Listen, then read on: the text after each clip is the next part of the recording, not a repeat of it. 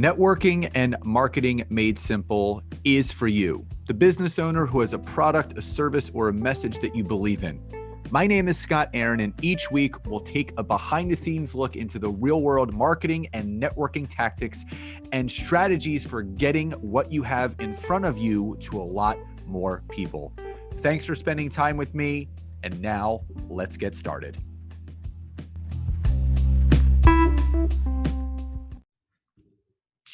Hey guys, and welcome back to another episode. Super stoked about today's interview for a number of reasons. Number one, Kat's going to provide you guys some really amazing, tangible tips and resources of, how you can show up better on social media. But number two, I'm also a client. So I work directly with Kat. She has helped my business, Nancy's business, our businesses together. And I always love spotlighting people that have truly impacted me and my business. And Kat is one of those people.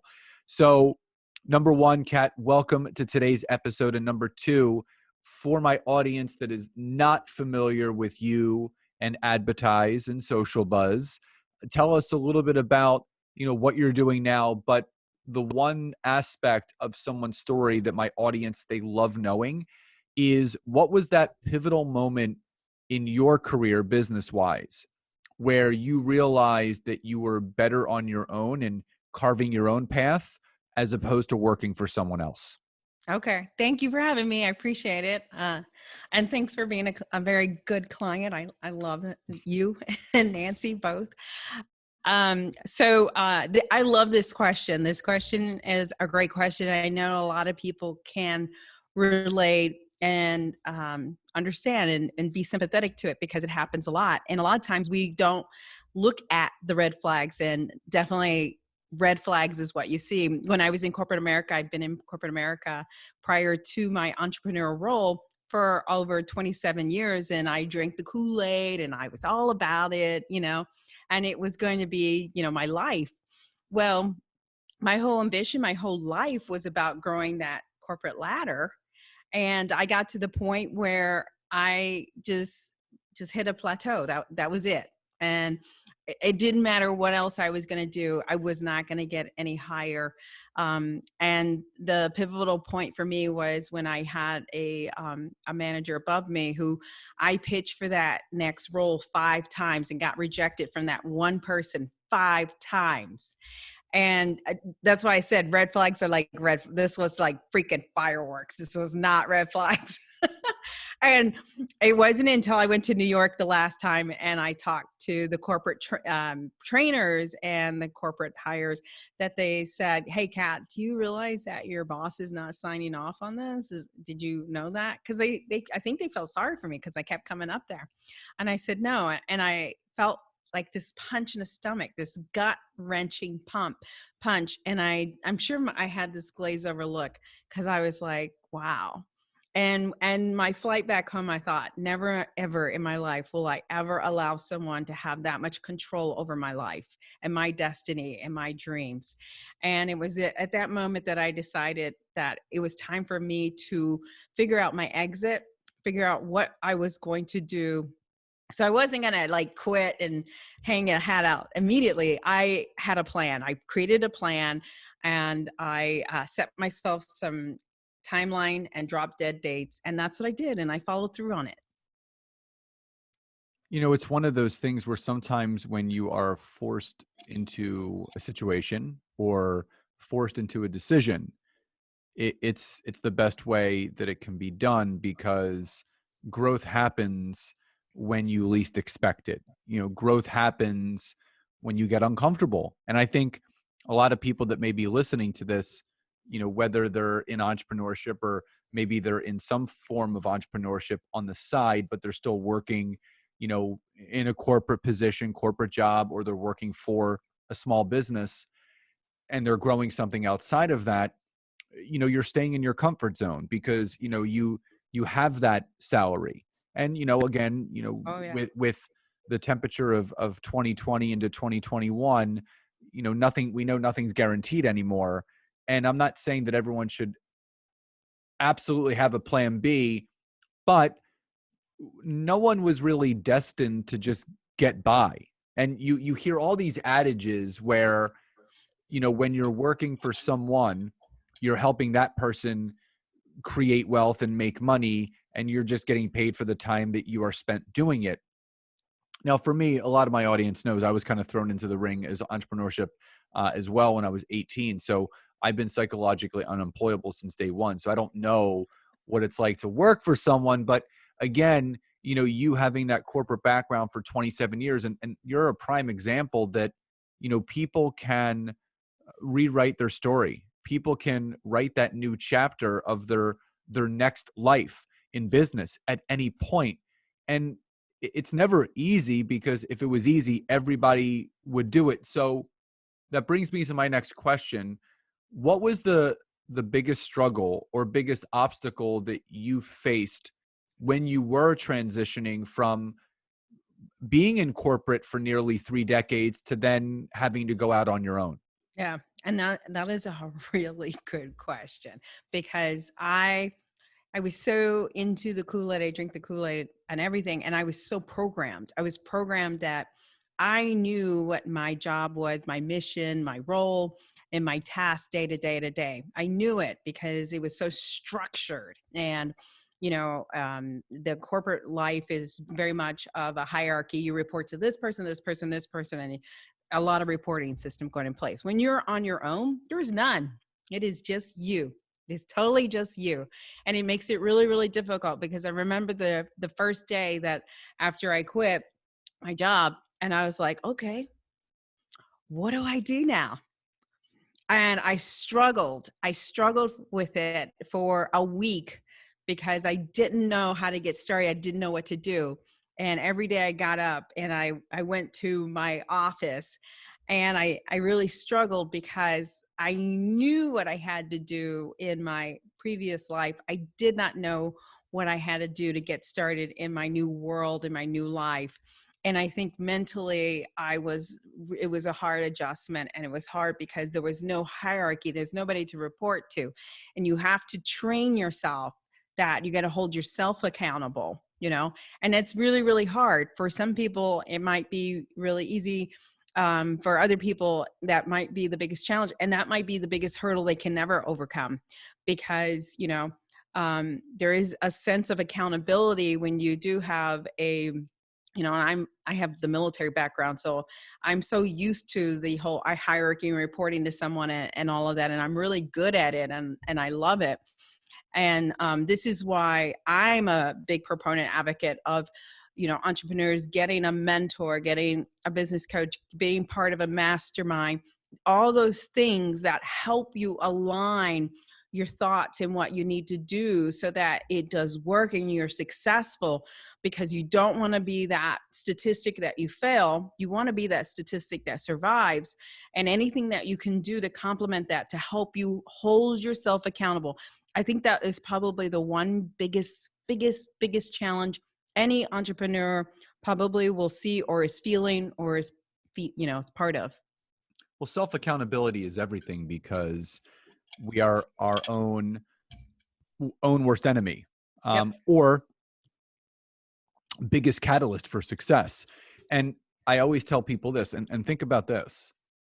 I use professional sports as an example because, it's about team, but also people don't realize one of the highest paid people in an organization is the head coach, the person who is there to support the players, who is there to teach, who is there to help them stay accountable, hold the practices. So that's why coaching exists. That's why masterminds exist. That's why all these things exist, because if you basically draft those players onto that NBA team, that NHL team, that Major League Baseball team, that NFL team, and just say, all right, guys, go figure it out, make up your plays, and go have fun. There are so many different levels. I mean, think about football.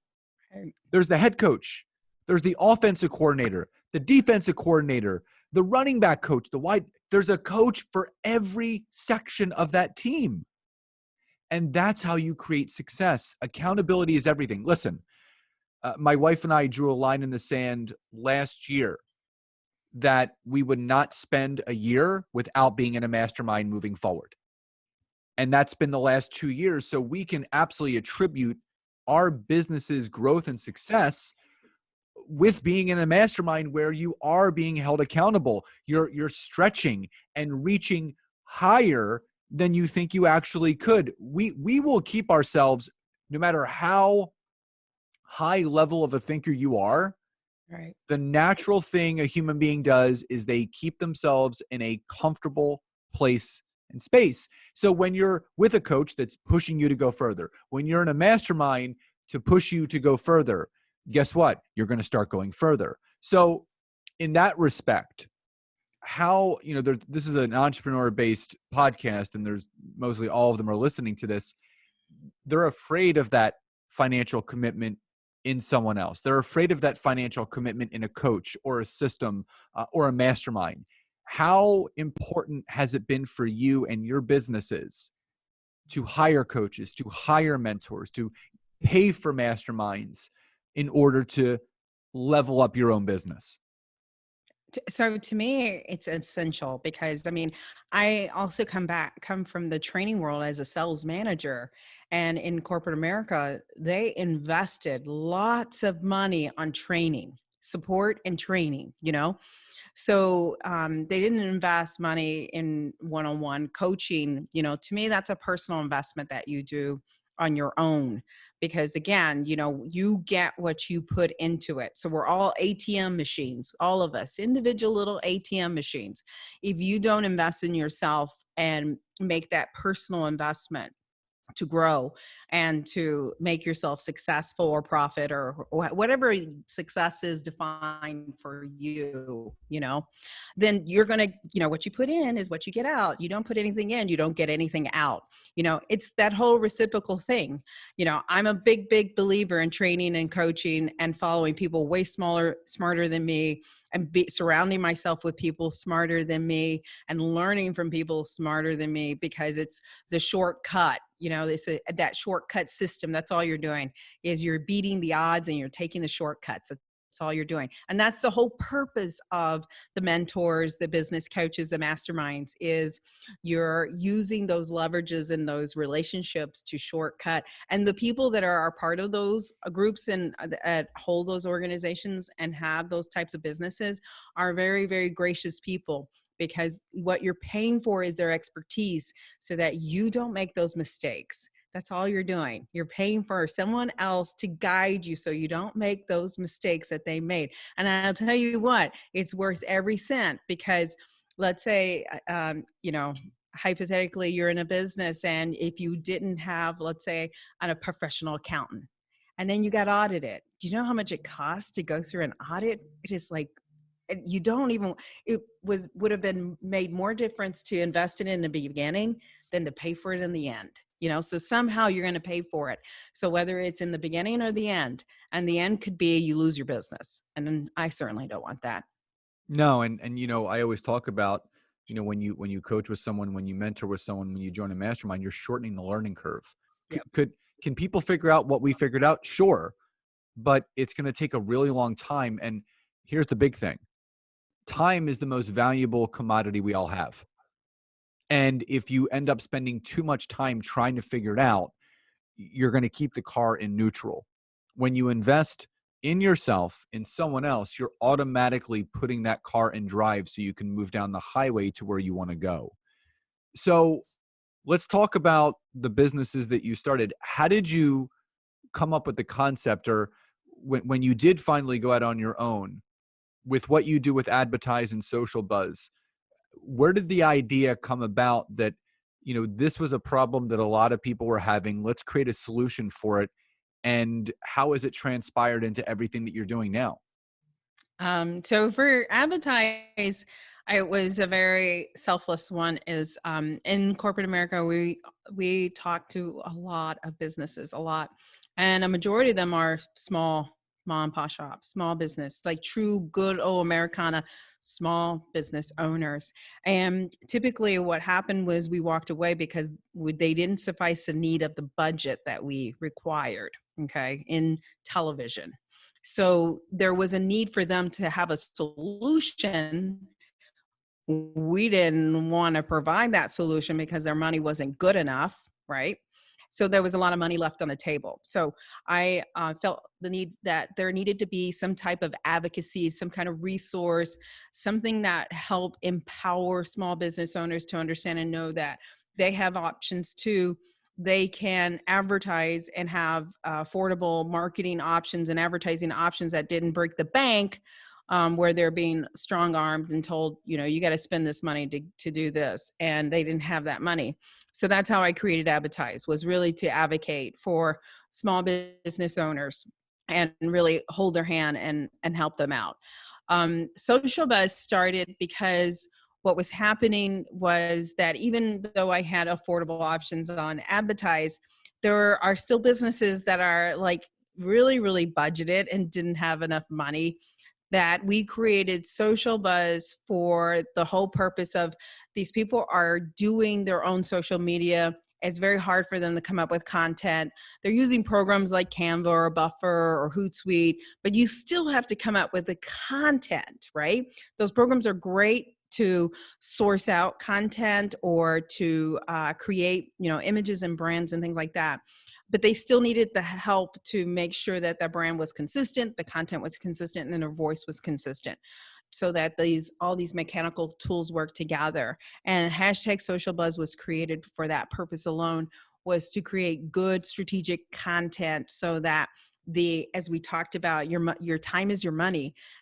These entrepreneurs, these business owners didn't sit at their desks an hour or two every day. And I value my time. So if I'm going to pay $99 for pure content, or I could sit at my desk and do it and spend an hour or two every day to do it, and my time, let's say hypothetically, is $150 per hour. Okay.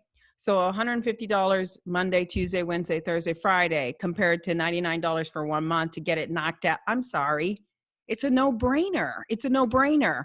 And so that was the purpose of it, is people would sit at their desk and I would have these calls and with talking to them, and they're saying, Kat, I'm really having a hard time. I'm spending like all day Saturday trying to come up with content for my next, all next week, because I don't have time to do it Monday through Friday. Okay, well, how many hours is that? 8 hours. I'm spending 8 hours on Saturday coming up with content. Well, what is that worth to you? And, if people can't identify, I'm like you, Scott, you can't equate a dollar amount to your time, you're not running your business right. You're not, you need to read that 4-hour work week. You've got to read it. Delegate, delegate, delegate, and delegate, because if it can cost you less to delegate, do it. And that's part of the reason why, I have a lot of groups on Facebook. I have a lot of quotes, I have a lot of content, and that's why I brought Social Buzz into my business, because now I have people on my back end that are harvesting my content that I've already been producing and creating social content from it, and then sharing it on the platforms, my Facebook groups, my Facebook business page. And, I still show up organically on all the other platforms, but I needed someone to help me stay top of mind. And that's what hashtag Social Buzz does. But I think it also brings up another important aspect, that people are not valuing their time. They're so used to working for someone else, being told, listen, you're going to get a direct deposit every 2 weeks of this, that they're not really even thinking about when they are going out on their own and they're spending hours and hours and hours. And there's things, in all honesty, that I love doing. I love editing and doing my podcast. I don't see that as a time suck for me. I take joy in doing that. I love writing blogs because it's a way for me to brain dump what's on my head and in my heart, and now on paper. So that's cathartic for me, actually. But there's other things that I don't feel like doing, and that's why I delegate, delegate, delegate. And you've seen what Nancy and I have created with BYOB, and support us with that as well. Because again, you have those people that they can't even start to create content. They don't even know what to do as far as starting to create content. So as far as creating content and everything else that you and I are both doing, all the people that you talk with, the small businesses, the entrepreneurs, what are some of the mistakes that you are seeing some people still making today on social media, even though there's so many resources out there? Like literally people could Google all day long. There's free resources, but they're still getting these one or two things wrong about showing up on social media. What would you say to that? There's a lot, Scott. There is a lot. There's a lot. See, I can appreciate and I love the fact that you do your own blogs. I love that because that's original content. And original content, if I had to help have people understand what it is social media is dependent on content. It's so dependent. Content from you, from me, from everyone. So if we can have our own original content, that is like the worth of gold to social media because social media needs it. It can't run without it. And so they're vying for it, you know? So when every time you create your own blog and that's original content, it is going to be more distributed than something that's repurposed or something that is everybody else has. Okay. Everybody else has. When you do live video, again, that's original content, you know? So original content is like the value of gold. It is so precious, you know? And so the thing I see over and over, I encounter when we have clients is the lack of original content. And they have a website, has no content on it. And they're like, well, what are you going to post for us? Well, we're going to have to find other people's content because you have no content, you know? And that's a very sad thing. The other thing that happens a lot is when people think they have to post funny videos or funny memes and things that have no relationship to their business, their brand, their identity, because they want to get this to go viral or some kind of engagement that's not even going to help their business. That's another thing we run into a lot. And then the other thing is people that forget to sell their services. So they post every day and they're so scared. They're like, I don't want to post about my business. I don't want to sell it. I'm like, well, how is anybody going to know that you're open for business? Are you just going to just make people feel good all the time, every day? I go, you can't do that. You got to have one post that you got to sell your service. You got to put it out there, you know? And if you have a free workshop or if you have an ebook or, you know, put it out there, give it to them. Maybe they want it, you know? So that is as a big one that people forget about and they feel like, nah, let's not do that. The big question that I always get asked, because original content is everything. That's why, you know, there's so many hacks out there, good hacks, meaning Mm-hmm. I can download the audio of my podcasts, transcribe them into Word document form, then Yep. go in and make the proper edits. So it's still my voice. It's my own original content. That's why podcasting is so important. Live video, again, it allows you, no one can make that up. It's when you are doing a live video, you could have notes and a script to go by, but it's still your voice coming through every single time.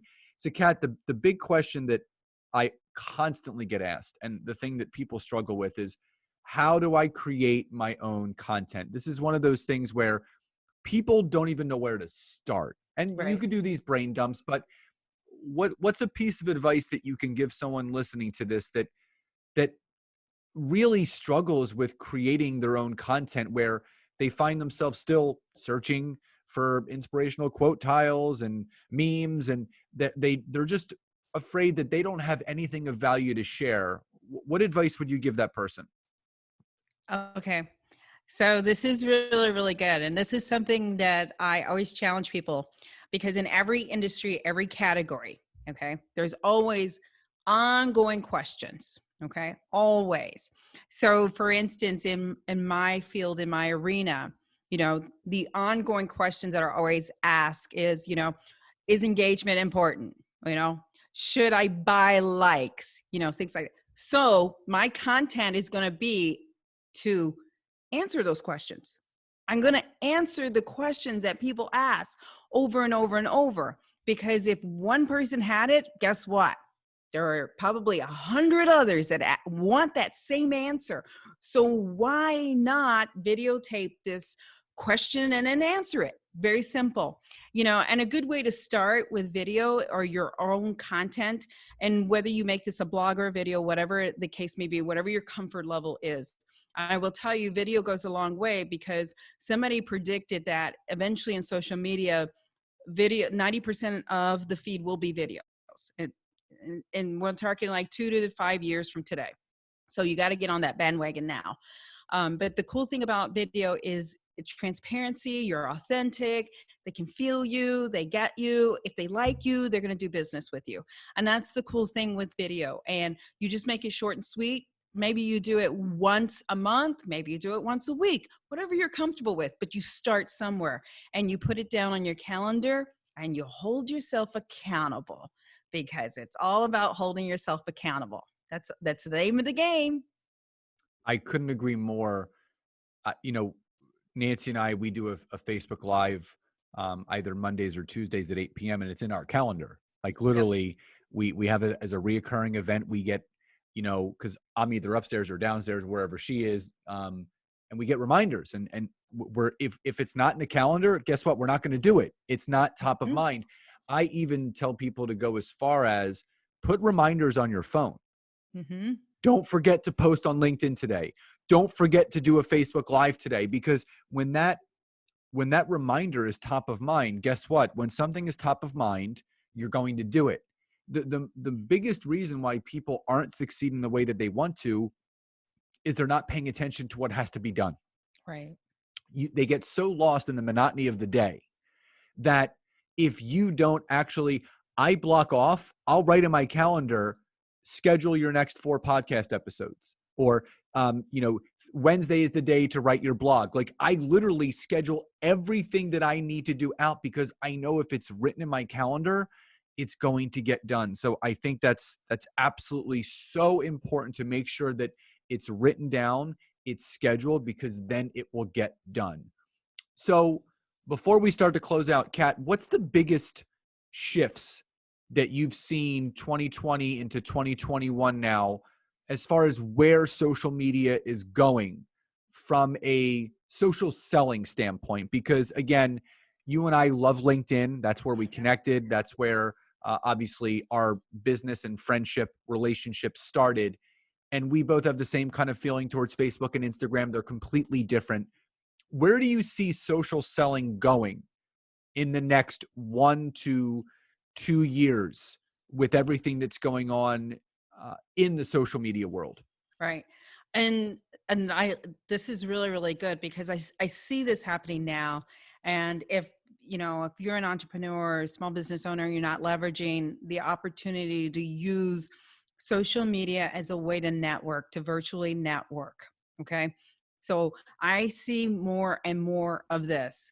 And when I say socially network, I'm not saying like meet people on social media and then start selling your stuff and cramming it down their throat. It's a virtual opportunity, as if you were out in public, just out in public meeting people, and then connecting with them, introducing. And then this happens, by the way, on Instagram, Twitter, Facebook, LinkedIn, any of the platforms, whatever one you're comfortable with. The whole purpose of it is, don't just what drives me nuts is people's the whole like for like, hey, like my page, like my page. You want true people to follow you. And when you're doing your posts and your social media, and you're asking people to connect with me, and then let's say that you are connecting with them on Instagram, you reach out to them and you message them, thank you for connecting with me.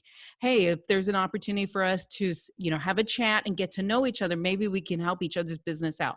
I think the whole virtual opportunity, the virtual networking component, is going to keep growing bigger and bigger and bigger. But if you don't get smart with it, if you don't use it correctly, you're just going to burn your bridges, and you're going to be the churn and burn kind of person. That's what you're going to be, It's a numbers game at this point. Yes.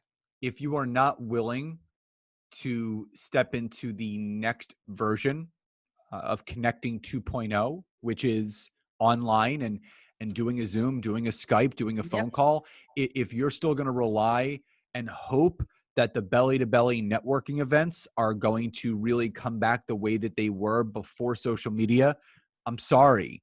you're just not being realistic with where social media is going now, because why think locally when you can start thinking globally? And that's the big thing. I was sharing with a friend, there was the first week of November, I picked up 7 clients from 7 different countries.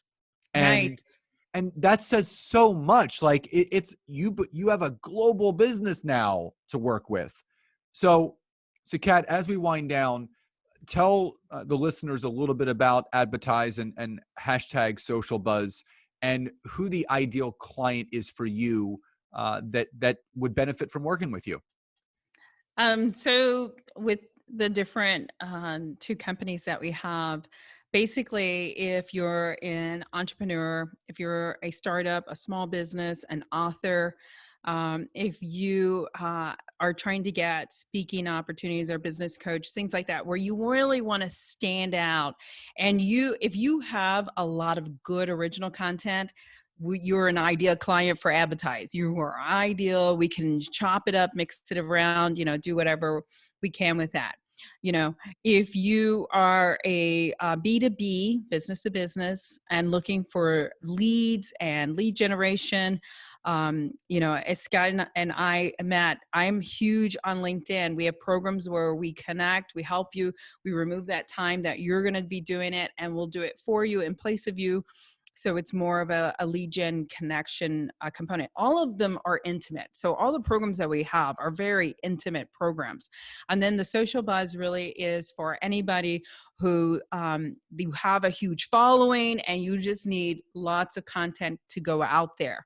That's a one ideal client for social buzz. A second ideal client for social buzz is you have no idea where to start. You have no idea how to post for your business, how to create the momentum and be consistent. You have no idea. And then the other companies that usually hire us on social buzz is they get it and they don't want to do it themselves. They just don't want to do it. But they get it and they know it works. And they're just like, I don't want to do it. It's a pain in the ass. I don't want to do it. Perfect. And that's what it was for me with like some of my pages. I'm like, this is really a thorn in my ass right now, and I need to Right. just outsource it to somebody else. Delegate, delegate, delegate. So, Kat, how can people find out more about you, Social Buzz, and adBidtise if they're unfamiliar?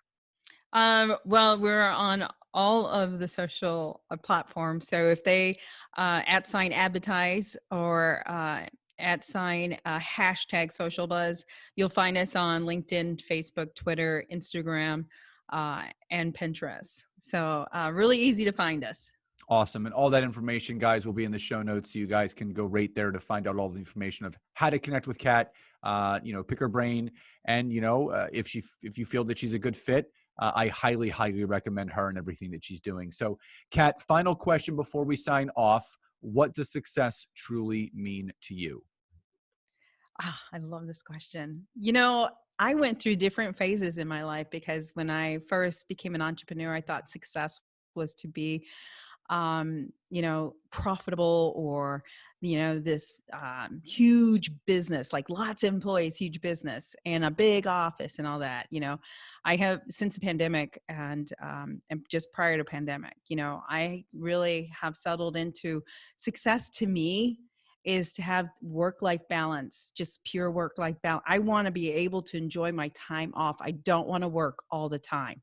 In fact, I'm sick and tired of working all the time. And so I am very fortunate. I have a nice team that I can delegate to, and I pick and choose the people that I surround myself to work with me, that are mature adults that I can trust and I don't have to worry about. And I love that. So it's not about money. It's not a financial thing. It's more about having a balance in life. And I think the pandemic helps people to realign on that. I agree. And I'll go back to something that we talked about. Time is the most valuable commodity we have. It's not the money in your bank account. It's not the make and model of your car, the size of your house, the boats, all the stuff that people have, those objects.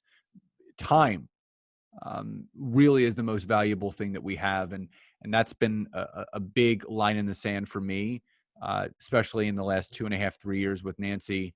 is I was spending too much time working in my business and not enough time working on my business. And, there's some days where I don't start work till 11:30 in the morning. Like literally I get up at 6, the first 5.5 hours is all me. And sometimes I'm done tomorrow. I'm done at 4:30. And that's awesome. Right. Nancy and I have dinner every single night together. We sit down at the dinner table, we cook every single night. And that's the way that things should be. So Kat, number one, thank you so, so much for being here today. Truly grateful for you and everything that you brought to today's episode. But two, I'm just grateful for you and everything that you've done to help Nancy and myself.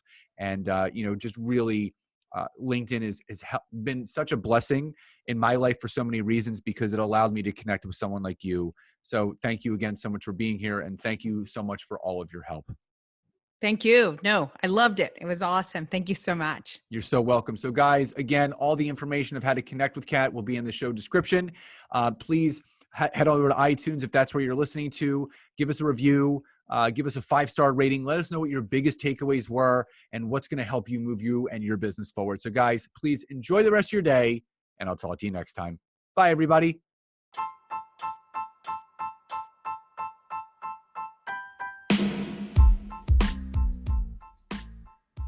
Thank you so much again for checking out today's episode. And if you are listening through iTunes, Spotify, wherever you are, please leave me a rating and review. Let me know what you loved, what you would like to see improved, or ideas you have for future episodes. And if you are interested in taking your business to the next level, don't hesitate to go to my website, www.scottaaron.net, where you can schedule a free discovery call with me, where I can learn more about you, your business, what you're struggling with, and how we can work together. And don't forget to check out my wife, Nancy, and mine, our free community on Facebook called LinkedIn Leads for Life. We would love to see you in there. Have a great rest of your day. And thank you, everyone, for your support. Grateful for each and every one of you.